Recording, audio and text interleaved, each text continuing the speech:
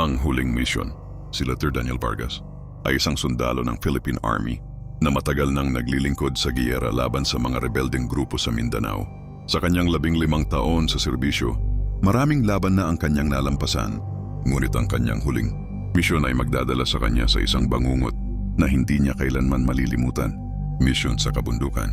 Isang gabi ng Setyembre, inatasan si Lieutenant Vargas at ang kanyang tropa na magsagawa ng reconnaissance. Misyon sa isang liblib na baryo sa gilid ng kabundukan ng Sierra Madre. Matagal nang walang balita mula sa baryong iyon at ayon sa mga impormante, tila may kakaibang nangyayari ron, parang naglaho ang buong populasyon. Kasama ang kanyang 7 tauhan, sinimulan nila ang paglalakbay patungo sa baryo. Nang malapit na sila, napansin nilang walang tunog ng mga kuliglig o huni ng ibon, isang hindi pangkaraniwang katahimikan. Nang makarating sila sa baryo, bumungad sa kanila ang kakaibang tanawin. Ang mga bahay ay sira-sira, ang mga palay ay natuyo na tila matagal nang hindi inaalagaan, at wala ni isang tao sa paligid. Ngunit ang pinakanakakakilabot ay ang mga pulang marka sa mga pader ng mga bahay, mga simbolo na hindi nila maunawaan. "Sir, parang kulto ito," bulong ni Sergeant Ramirez, ang kanyang pinakamahuhusay na tauhan. "Tingnan natin ang loob ng mga bahay," utos ni Vargas.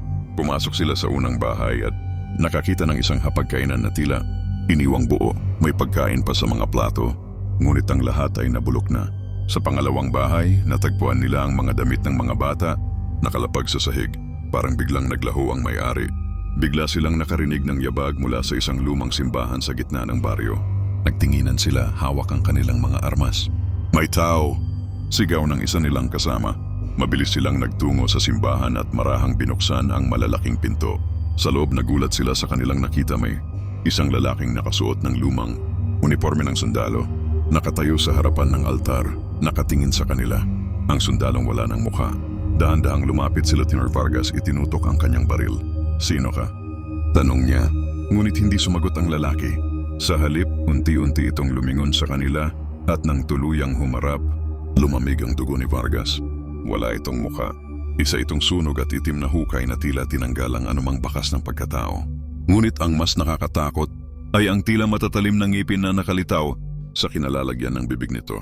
Narinig ni Vargas ang sigaw ng isa sa kanila, ngunit nang lumingon siya, nawala na ito.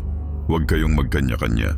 Magsama-sama tayo," sigaw niya, ngunit tila hindi siya naririnig ng iba. Naramdaman niyang may malamig na hanging dumaan sa kanyang tabi. At sa isang iglap naglaho rin si Sergeant Ramirez. Unti-unti naramdaman ni Vargas na siya na lang ang natitira. Tumakbo siya palabas ng simbahan, ngunit parang umiikot ang paligid. Kahit saan siya pumunta, bumabalik siya sa iisang lugar.